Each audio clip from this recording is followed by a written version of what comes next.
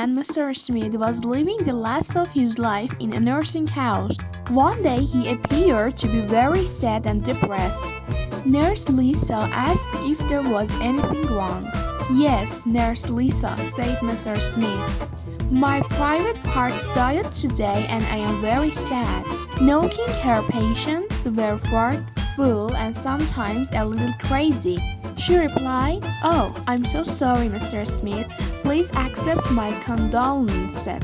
The following day, Mr. Smith was walking down the hall with his private parts hanging out of his pajamas when he met Nurse Lisa. "Mr. Smith," she said, "you shouldn't be walking down the hall like that. Please put your private parts back inside your pajamas." But Nurse Lisa replied, "Mr. Smith, I told you yesterday that my private parts died." "Yes, you did tell me that, but why are they hanging out of your pajamas?" asks Nurse Lisa. "Well," he replied, "today's the viewing." Terry was talking to his friend at the bar and said, "I don't know what to get my wife for her birthday. She has everything, and besides, she can't afford to buy anything she wants, so I'm stuck." His friend said, "I have an idea. Why don't you make up a certificate saying she can have 60 minutes of great eggs? Anyway, she wants it. She'll probably be thrilled." Terry decided to take his friend's advice. The next day at the bar, his friend said, "Well, did you take my suggestion?" "Yes, I did," Terry replied. "Did you like it?" "Oh yes, she jumped up, thanked me, kissed me on the forehead, and ran out the door yelling, 'I'll be back in an hour.'" Two woman friends had gone out for a girls' night out and had been decidedly over-enthusiastic on the cocktail. Incredibly drunk and walking home, they suddenly realized they both needed to pee. They were very near a graveyard and one of them suggested they do their business behind a headstone or something. The first woman had nothing to wipe with, so he took off her panties, used them and threw them away. Her friend, however, was wearing an expensive underwear set and didn't want to ruin her, but was lucky enough to salvage a large from a bird that was on a grave and proceeded to wipe herself with it. After finishing, they made their way home. The next day, the first woman's husband called the other husband and said, "This damn girls' night out have got to stop. My wife came home last night without her panties." "That's nothing," said the other. "Mine came back with a sympathetic heart stuck between the cheeks of her butts that said, 'From all of us at the fire station, we'll never forget you.'" A woman with no clothes jumped into a taxi. The taxi driver starts at her, looking her over from top to bottom.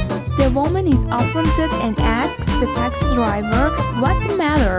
Haven't you ever seen a woman with no clothes before?" The taxi driver responds, "Oh, it's not the fact that you're egg that bothers me." "Then why are you looking at me that way?" she retorts. "Well, Mom, I'm looking at you and thinking, where is this lady keeping the money to pay for this ride?"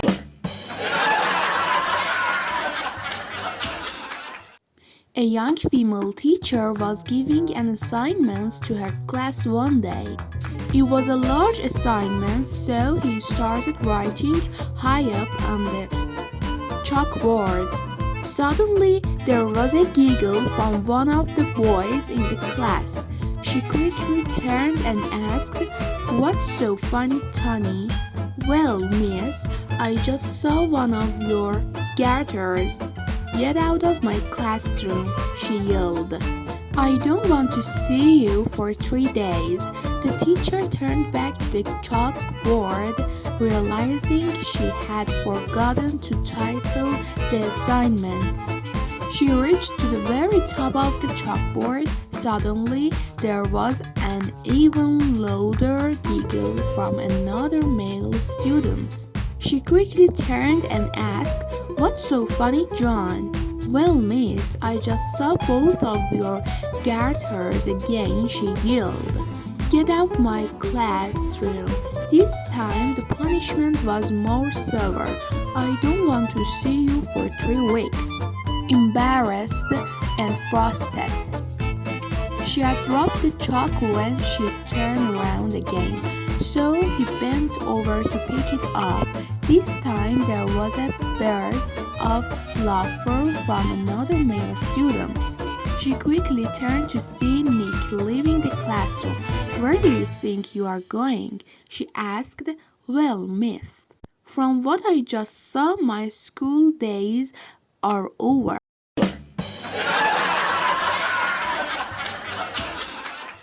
A man goes into a shop and starts looking around. He sees a washer and dryer, but there are no prices listed on them. He asks a salesman, who says $5 for both of them. "You've got to be joking." The man says, "No, that's the price." The salesman says, "Do you want to buy them or not?" "Yeah, I'll take them." He continues to look around and sees a car stereo system with a detachable face cassette player, a CD changer, amplifier, and speakers. "How much?" he asked. $5 for the system, including installation. The salesman said. "Is it stolen?" the man asks incredulously. "No," says the salesman. "It's brand new. Do you want it or not?"